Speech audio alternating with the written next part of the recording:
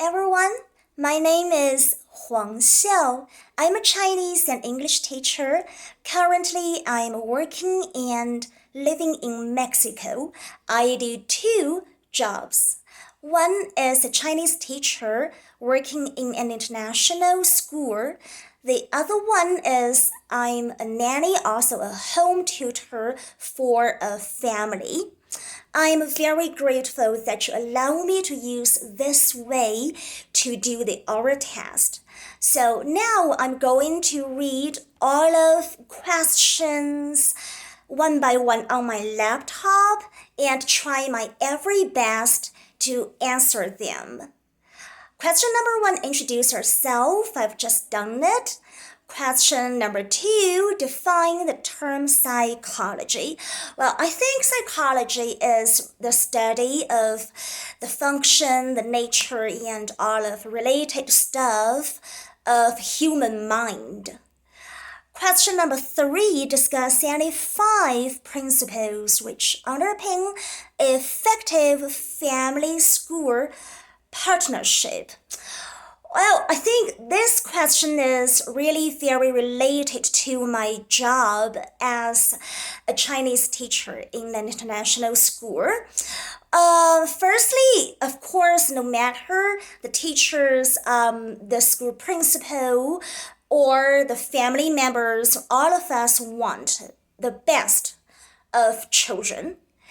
And secondly, well, I think, all of kids, one thing is the same is that the families are always of each kid's first educators. And the kids, of course, they spend much more time in their families than the time in school. So I think it's quite important for a teacher and also the administrative members of the school know about each kid's family background and to do such partnership. And also, we live in a world full of diversities, and I really value the diversities of different families, no matter which color or which race. I think it's very important to respect different cultures, different family backgrounds. And then I think, it's quite important to respect each teacher's professional expertise and provide reasonable suggestions on high quality teaching. That's what all we want.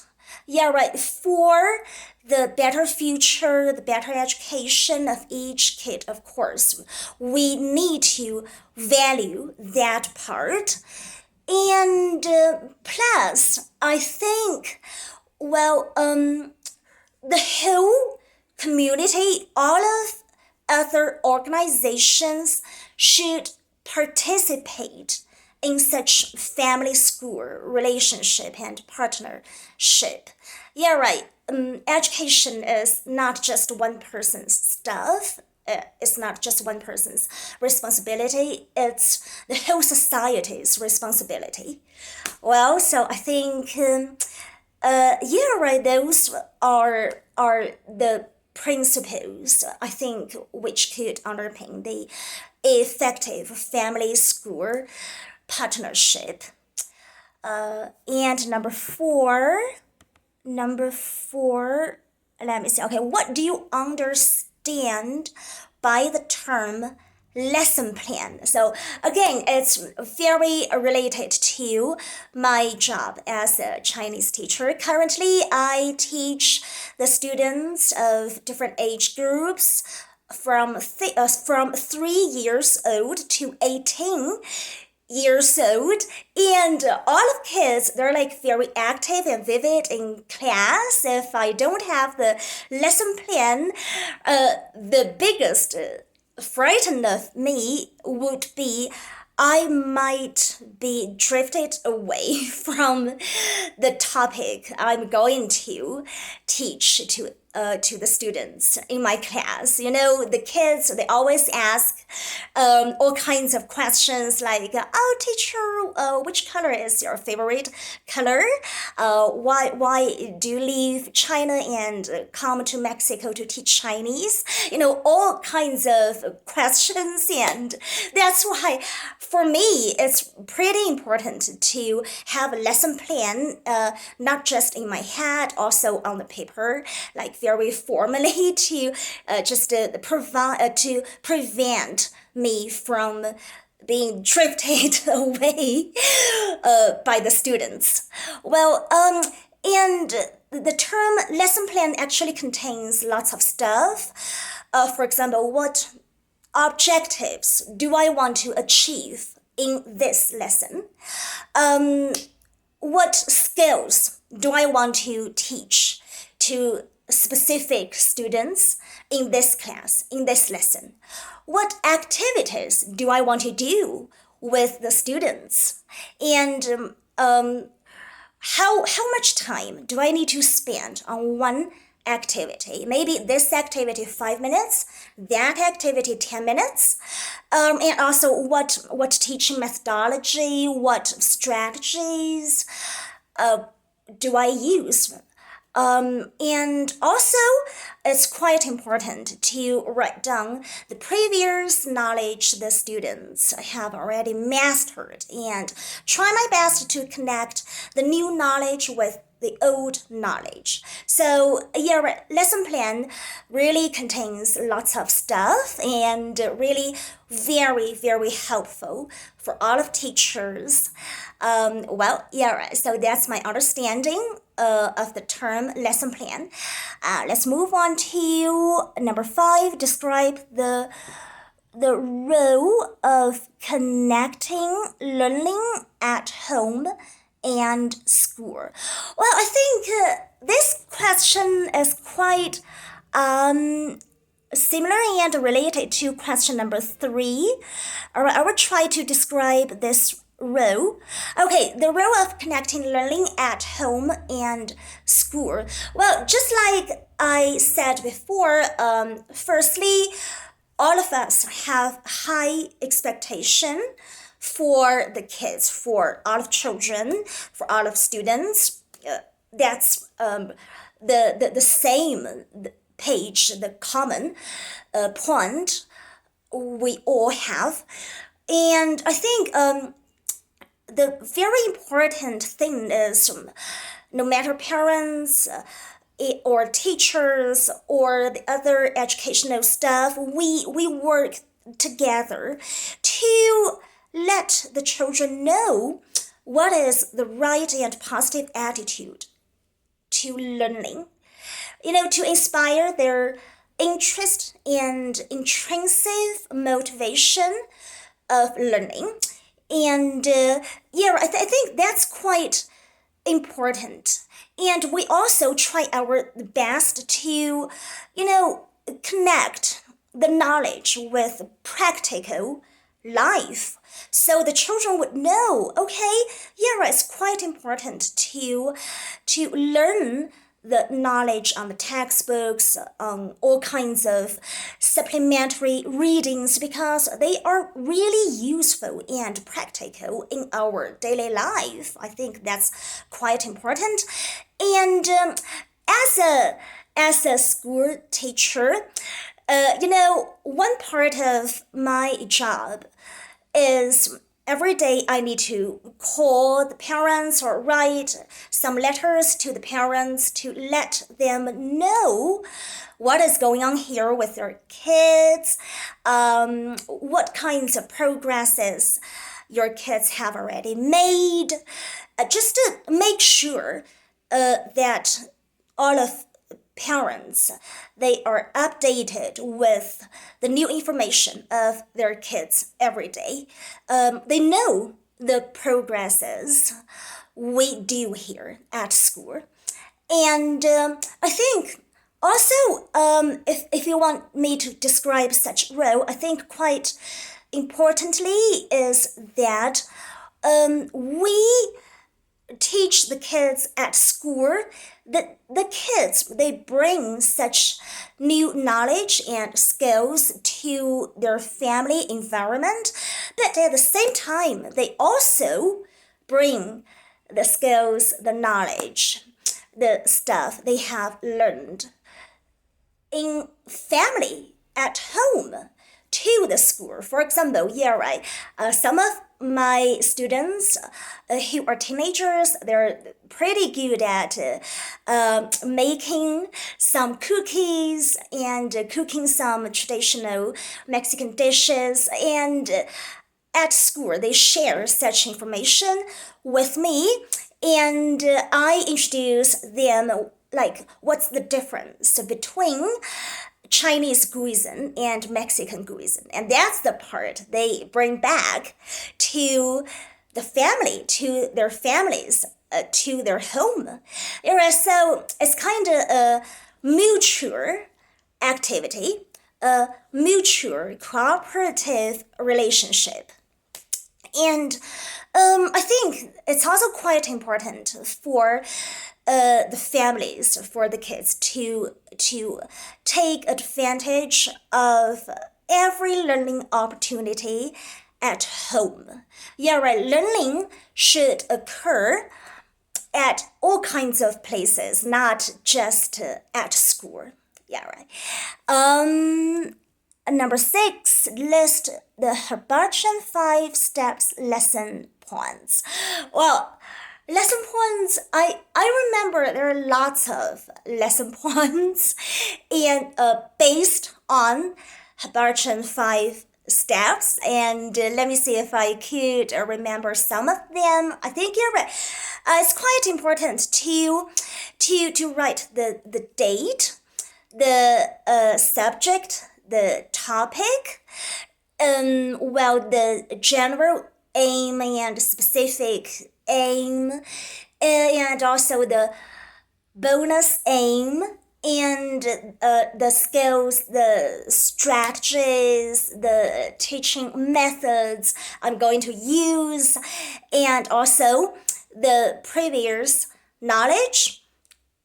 You're right, the kids have already learned and mastered. And quite importantly is that the questions should also be contained in lesson points, and also homework. Yeah. So I think those stuff should be contained in lesson points based on Hibachian 5 steps.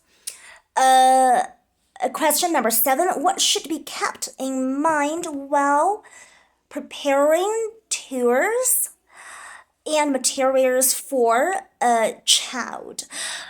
Well, just like I described before, now I teach the kids and teenagers starting from 3 years old. So quite little kids. Yeah, right. So the first thing I should pay attention when I prepare the tours and materials is definitely safety. Definitely, yeah, right. The first thing, the most important thing is definitely safety. You will never, use any sharp stuff for any activity for the children, especially the little kids.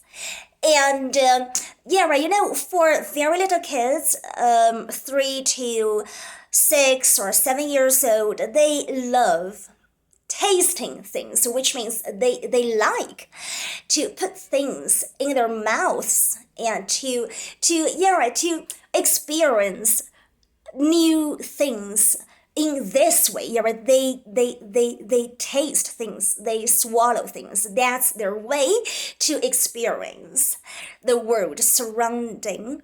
Yeah, right. That's just their way to do it. So here, in this international school, we prefer to use the edible Play-Doh for the children to do all kinds of activities, because the edible Play-Doh, even if you taste it, you put it in your mouth, you lick it, or you swallow it, it won't do any harm to your body. So pretty safe. Yeah, right. That's why it's called edible Play-Doh.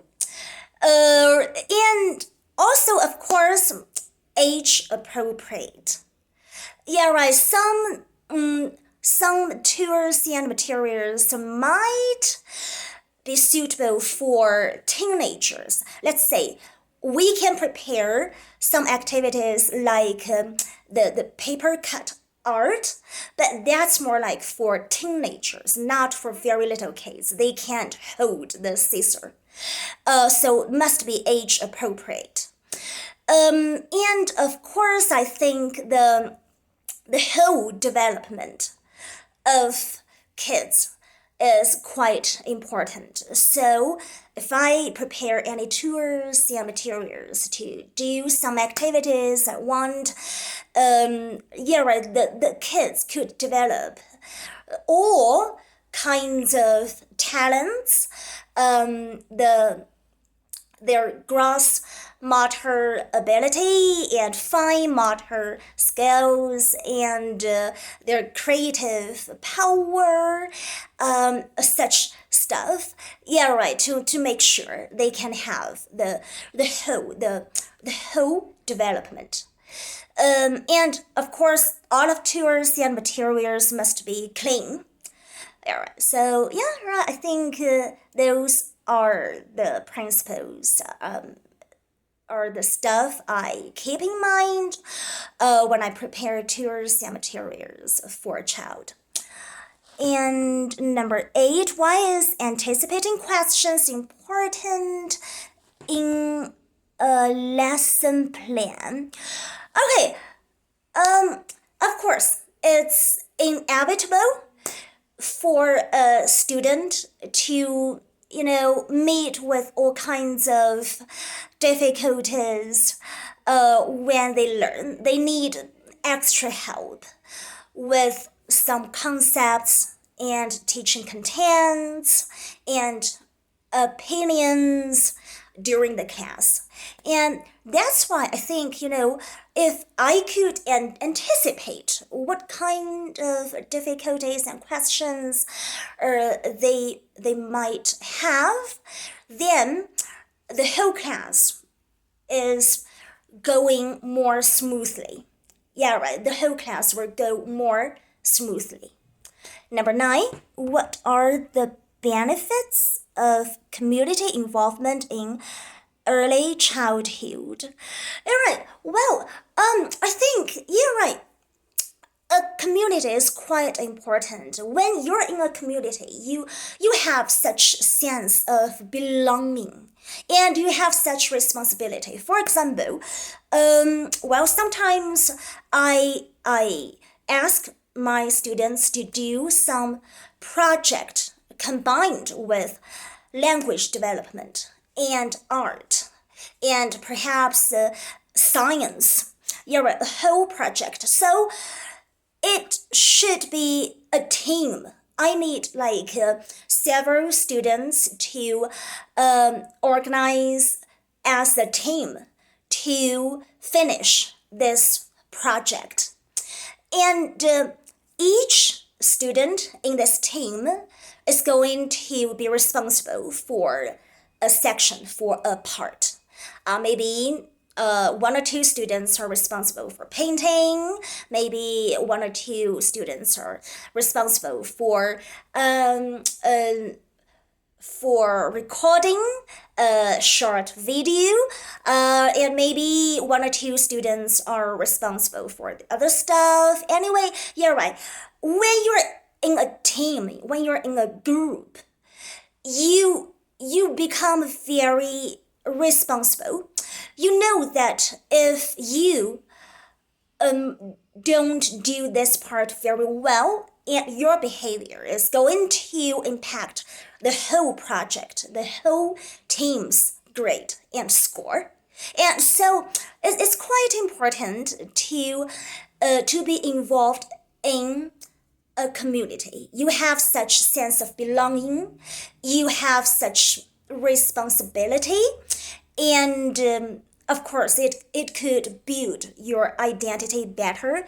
And working in an international school, even though now it's in Mexico, but we have several kids from Brazil and also from Colombia, from Argentina, and some kids are from USA and Canada.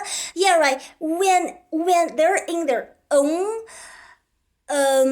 national community, they could have such pride feeling of their culture, and they would love to share their own national culture with the other kids, the other children. Yeah, right. So I think, yeah, right. There are so many benefits of community involvement in early childhood. Well, and okay, the next one, what is community? Yeah, right. This one is connected with the last question. Okay, question number 10, what is community?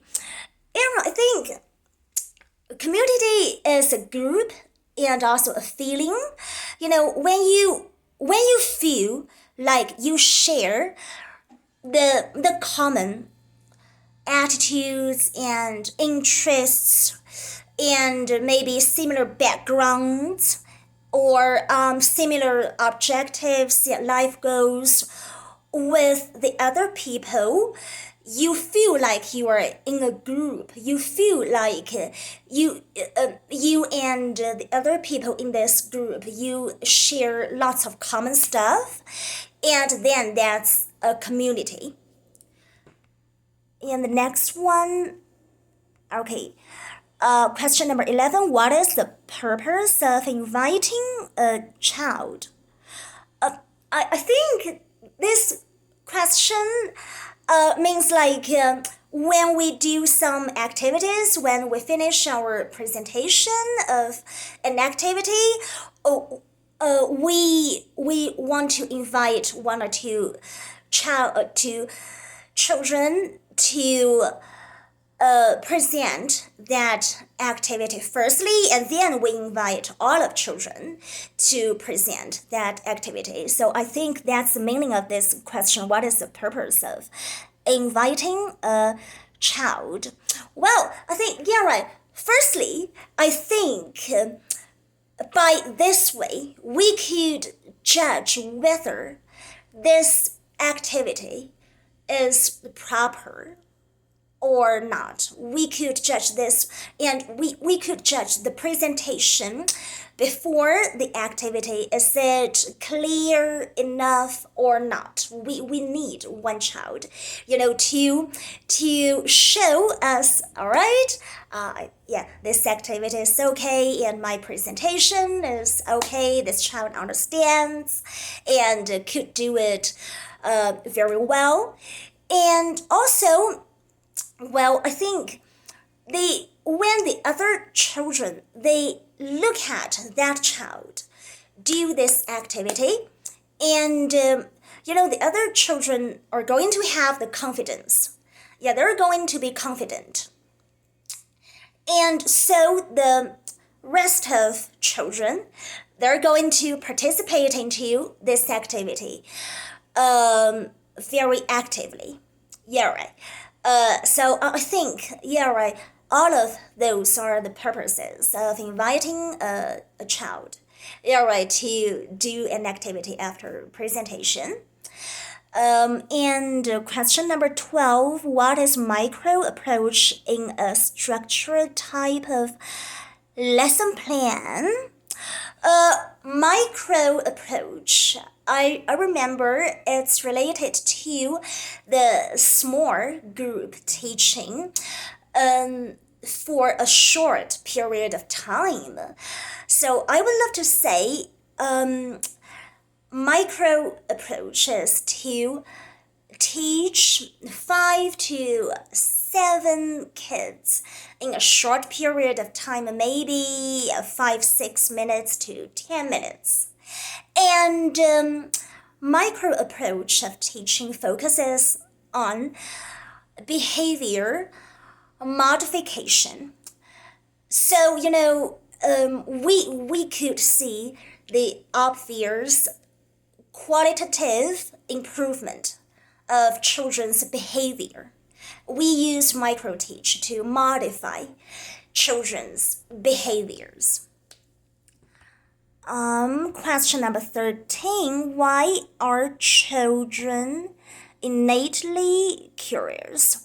Oh, well, I think, it is more like, it's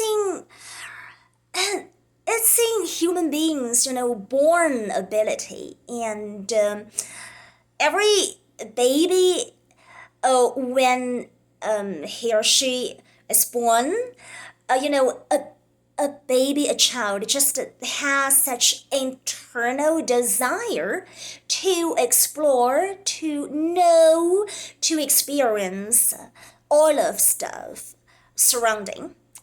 They're seeking, they're looking for such new experiences. They have such internal desire. I think, yeah, right. By this way, a child's brain is preparing to learn. By such curiosity of all kinds of stuff, by such internal desire to experience all kinds of stuff, a child's brain could be prepared